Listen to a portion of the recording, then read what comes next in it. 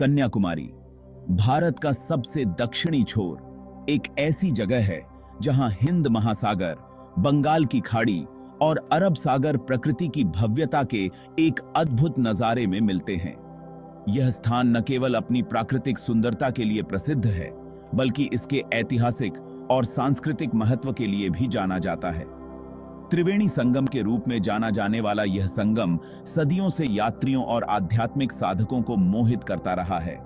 यहाँ आने वाले लोग इस पवित्र संगम में स्नान करते हैं और विभिन्न धार्मिक अनुष्ठान करते हैं, जो इस स्थान की आध्यात्मिकता को और भी गहरा बनाते हैं। कन्याकुमारी केवल एक भौगोलिक स्थल चिन्ह नहीं है, यह इतिहास, आध्यात्मिकता और जीवंत संस्कृति से सराबोर जगह है। यहाँ के मंदिर, ऐतिहासिक स्थल और सांस्कृतिक उत्सव इस स्थान की समृद्ध धरोहर को दर्शाते हैं। केप कोमोरिन के रूप में भी जाना जाने वाला कन्याकुमारी तमिलनाडु राज्य में स्थित है। यह स्थान अपने अद्वितीय भूगोल और सांस्कृतिक विविधता के लिए प्रसिद्ध है। यह एक लोकप्रिय पर्यटन स्थल है जो दुनिया भर से आगंतुकों को अपनी अनूठी सुंदरता देखने के लिए आकर्षित करता है। यहाँ के समुद्र तट, मंदिर और ऐतिहासिक स्थल पर्यटकों के लिए विशेष आकर्षण का केंद्र हैं। यह शहर तीनों समुद्रों के नीले पानी से घिरा हुआ है, जो एक सुरम्य वातावरण बनाता है जो विस्मयकारी और शांत दोनों है। यहाँ की प्राकृतिक सुंदरता और शांत वातावरण मन को शांति और सुकून प्रदान करते हैं। कन्याकुमारी की हवा में समुद्र की नमकीन हवा और परिदृश्य में फैले कई मंदिरों से अगरबत्ती की खुशबू घुली हुई है।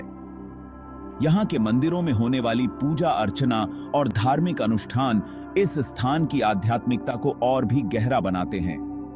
यह शहर संस्कृतियों का संगम है, जहाँ तमिल, केरल और यहाँ तक कि यूरोपीय परंपराओं का प्रभाव है।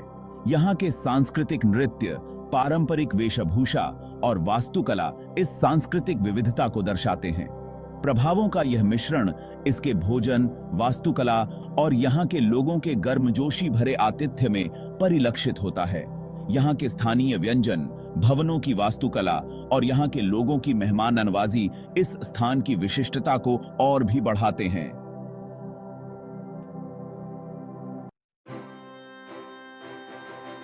कन्याकुमारी का समुद्र तट प्राकृतिक सुंदरता का खजाना है, जिसमें प्राचीन समुद्र तट, नाटकीय चट्टानी संरचनाएं और लुभावने दृश्य शामिल हैं।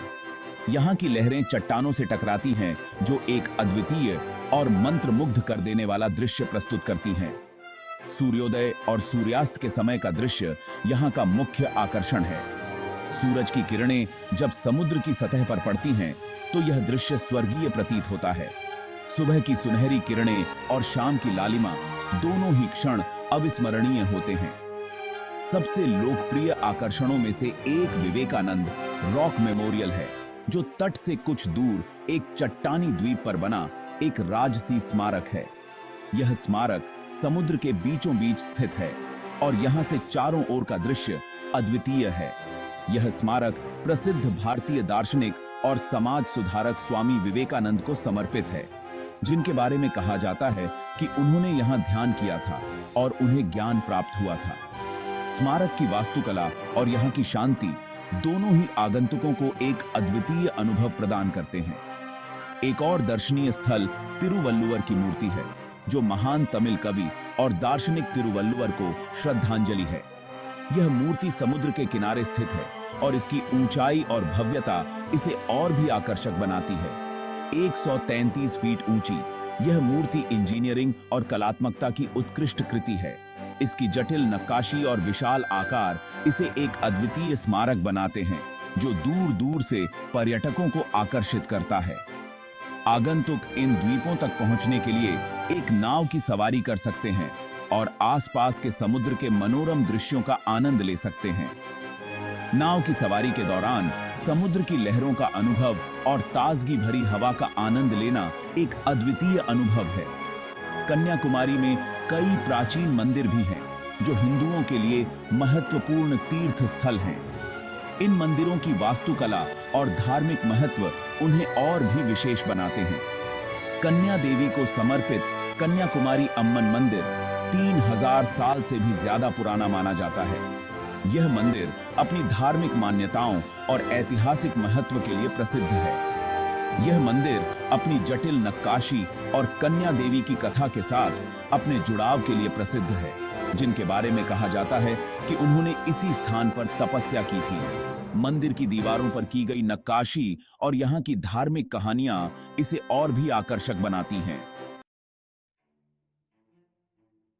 कन्याकुमारी का सांस्कृतिक परिदृश्य इसकी भौगोलिक विशेषताओं की तरह ही जीवंत और विविध है।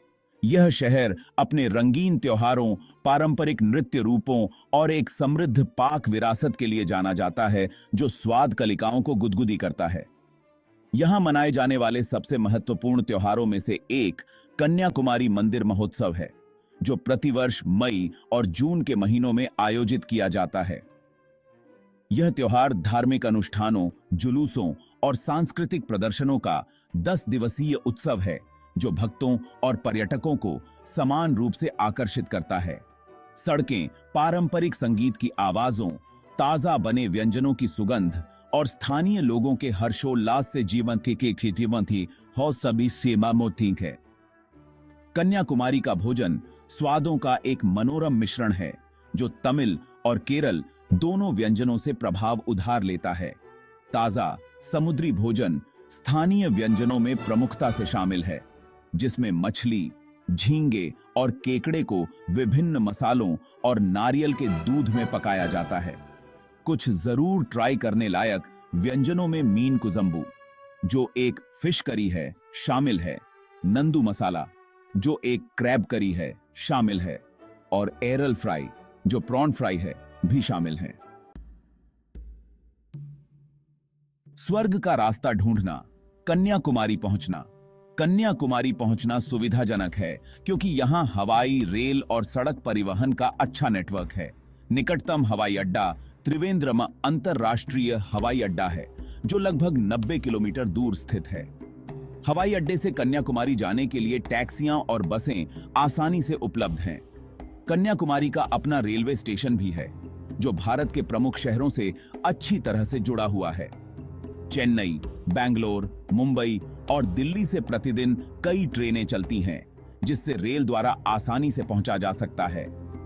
जो लोग सड़क मार्ग से यात्रा करना पसंद करते हैं, उनके लिए कन्याकुमारी राज्य राजमार्गों और राष्ट्रीय राजमार्गों के नेटवर्क से अच्छी तरह से जुड़ा हुआ है।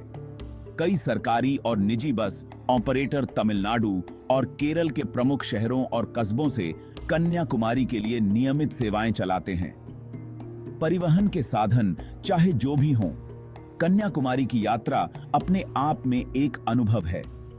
पश्चिमी घाट की प्राकृतिक सुंदरता, हरे भरे धान के खेत और रास्ते में आने वाले आकर्षक गांव यात्रा को गंतव्य जितना ही यादगार बना देते हैं।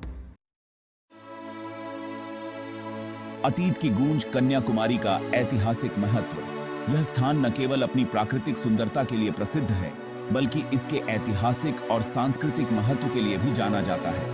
कन्याकुमारी सदियों से व्यापार, धर्म और संस्कृति का एक महत्वपूर्ण केंद्र रहा है। यहाँ के बाजारों में आज भी उस समृद्धि की झलक मिलती है जो इसे प्राचीन काल में मिली थी।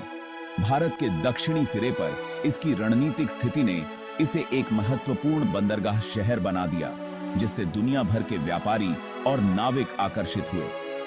यहाँ के बंदरगाहों ने व्यापार और सांस्कृतिक आदान प्रदान में महत्वपूर्ण भूमिका निभाई।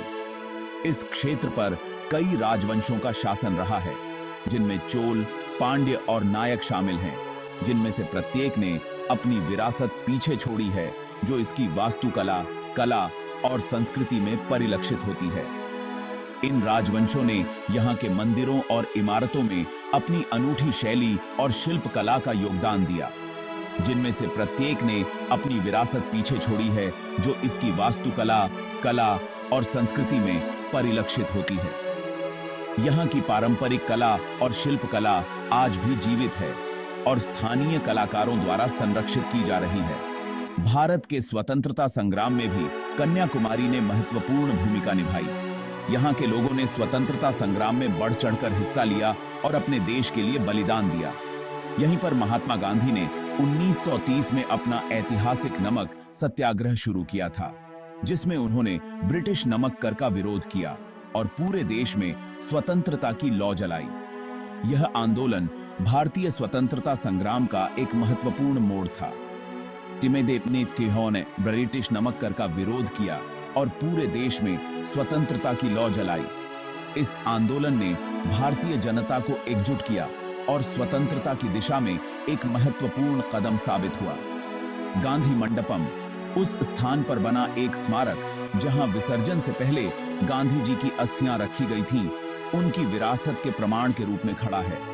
यह स्मारक आज भी लोगों को गांधी जी के आदर्शों और उनके संघर्ष की याद दिलाता है, उनकी विरासत के प्रमाण के रूप में खड़ा है। यहां आने वाले पर्यटक गांधी जी के जीवन और उनके योगदान के बारे में जान सकते हैं। इस क्षेत्र का समृद्ध इतिहास इसके असंख्य प्राचीन मंदिरों, चर्चों और मस्जिदों में भी स्पष्ट है, जिनमें से प्रत्येक की अपनी अनूठी कहानी है। ये धार्मिक स्थल न केवल आध्यात्मिक केंद्र हैं, बल्कि ऐतिहासिक धरोहर भी हैं, जिनमें से प्रत्येक की अपनी अनूठी कहानी है। यहाँ के मंदिरों की वास्तुकला और शिल्पकला अद्वितीय है और चर्चों और मस्जिदों की संरचना भी दर्शनीय है। कन्याकुमारी से कुछ ही किलोमीटर की दूरी पर स्थित सुचिंद्रम थानुमालयन मंदिर द्रविड़ वास्तुकला का एक अद्भुत नमूना है। यह मंदिर अपनी भव्यता और शिल्पकला के लिए प्रसिद्ध है। द्रविड़ वास्तुकला का एक अद्भुत नमूना है और यह ब्रह्मा, विष्णु और शिव की हिंदू त्रिमूर्ति को समर्पित है। यहाँ की मूर्तियों और नक्काशियों में अद्वितीय शिल्पकला देखने को मिलती है और यह ब्रह्मा, विष्णु और शिव की हिंदू त्रिमूर्ति को समर्पित है। यह मंदिर धार्मिक और सांस्कृतिक दृष्टि से अत्यंत महत्वपूर्ण है। यह मंदिर अपने संगीतमय स्तंभों के लिए प्रसिद्ध है, जो टकराने पर अलग अलग संगीत स्वर उत्पन्न करते हैं। यह एक अद्वितीय विशेषता है जो इसे अन्य मंदिरों से अलग बनाती है, जो टकराने पर अलग अलग संगीत स्वर उत्पन्न करते हैं। यह विशेषता न केवल वास्तुकला की उत्कृष्टता को दर्शाती है, बल्कि यहाँ की सांस्कृतिक धरोहर को भी उजागर करती है।